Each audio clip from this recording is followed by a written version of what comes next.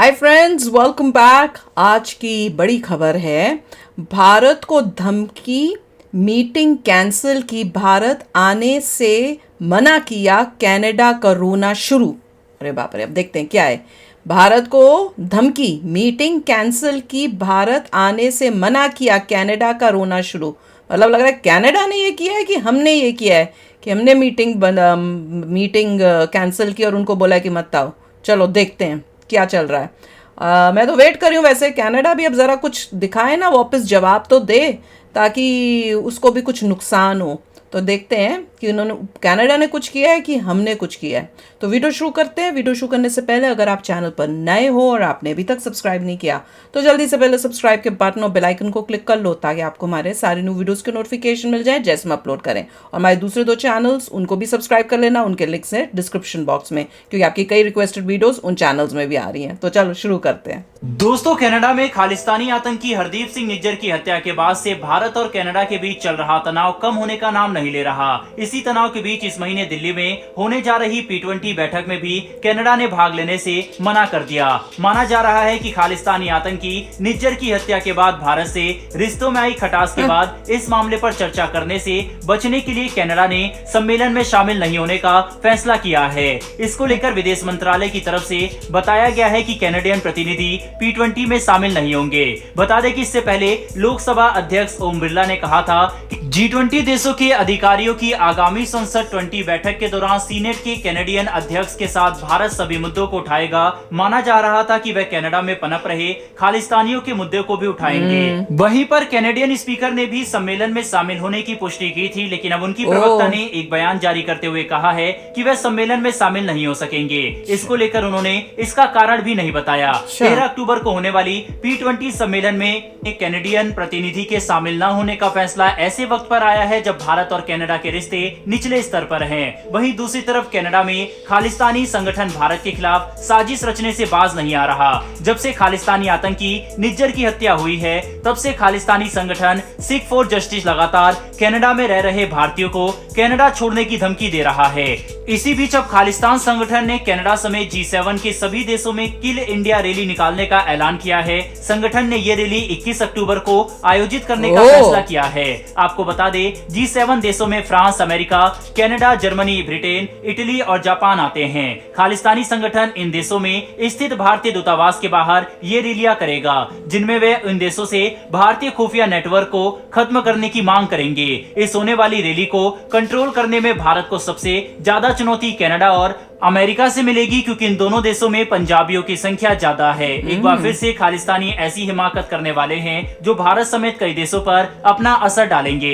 यानी भारतीय विदेश नीति के लिए एक बार फिर से मुश्किल वक्त होगा और कठिन फैसला लेना पड़ सकता है। खालिस्तानी संगठन सिख फॉर जस्टिस का प्रमुख और भारत का कुख्यात अपराधी गुरपवन सिंह पन्नू ने हाल ही में एक वीडियो जारी किया था और खालिस्तानी समर्थकों को ज्यादा से ज्यादा इस रैली से जुड़ने की अपील की थी। इससे पहले भी पन्नू का एक वीडियो वायरल हुआ था, जिसमें वो हिंदुओं को कनाडा छोड़कर जाने की धमकी दे रहा था और कहा था कि अगर हिंदू यहाँ से नहीं गए तो उनको इसका गलत परिणाम भुगतना पड़ेगा। बता दें कि कनाडा में हिंदू समुदाय की भी अच्छी खासी आबादी है। ऐसे में गुरपवन सिंह की धमकी से दहशत तो फैली है, लेकिन कनाडा के अंदर ही तीखा विरोध भी हुआ है। वहीं इन सब के बीच भारत के विदेश मंत्रालय ने एक बार फिर कनाडा से अपने राजनयिकों की संख्या को सीमित करने की अपील की है और कहा है कि हम फिर दोहराते हैं कि भारत में कनाडा की राजनयिकों की संख्या सीमित की जाए। इस मामले में भारत के विदेश मंत्रालय के प्रवक्ता बागची ने कहा कि हमने भारत में कनाडा की राजनयिक उपस्थिति का समानता की मांग की है। इस संबंध में चर्चा जारी है। उन्होंने आगे कहा कि भारत की प्राथमिकता 2 चीजों पर है। पहला, कनाडा में ऐसा माहौल होना जहां भारतीय राजनयिक ठीक से काम कर सके, और दूसरा, कूटनीतिक ताकत के मामले में समानता हासिल कर सके। विदेश मंत्रालय के प्रवक्ता अरिंदम बागची ने कूटनीतिक विवाद को कई देशों के नेताओं के साथ उठाने के लिए कनाडा के प्रधानमंत्री जस्टिन ट्रूडो की आलोचना भी की। उन्होंने कहा कि मुख्य मुद्दा कनाडा द्वारा आतंकवादी और अपराधी तत्वों को मौका देने का है।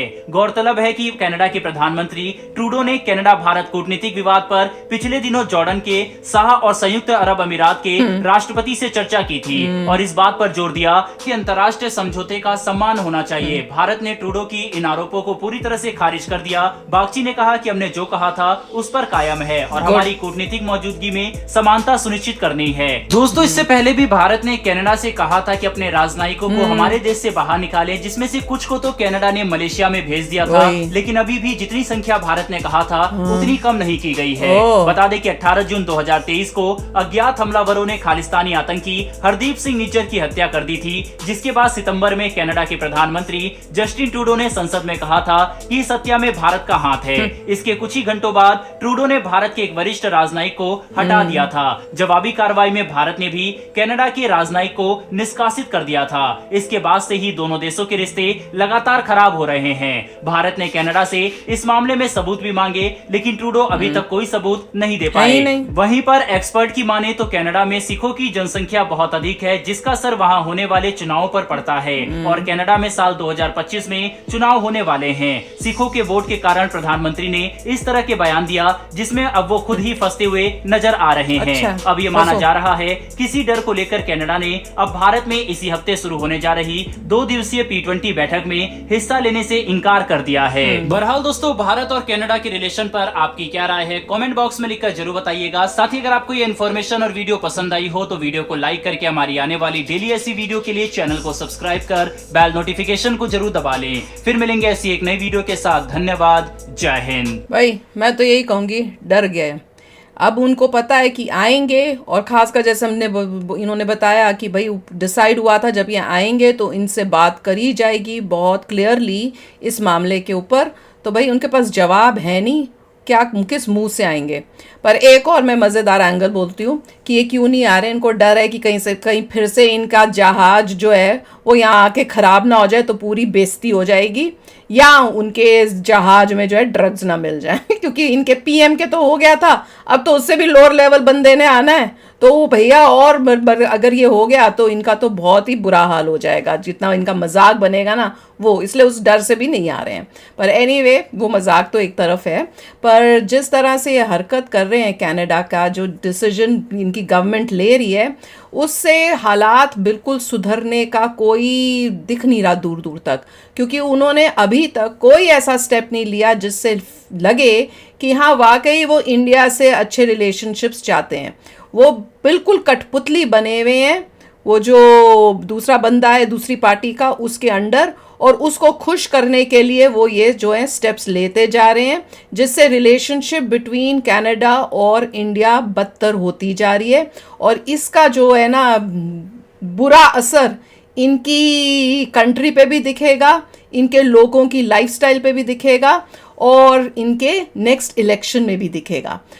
बहुत ही हैरानी की बात होती है कि एक देश इस तरह की हरकतें करे, और शॉकिंग था कि कह रहे हैं कि इन लोगों ने डिसाइड किया है कि हम लोग कोई प्रोटेस्ट टाइप करेंगे, खास एक पर्टिकुलर दिन, मेरे ख्याल से उन्होंने बोला 21 शायद अक्टूबर बोला था, कि हम लोग जाके बोलेंगे कि जो इंडिया इंटरफेरेंस करता है, जैसे आके घर में घुस के मारता है, उसके ऊपर रोक लगाई जाए, उसके ऊपर एक्शन लिया जाए।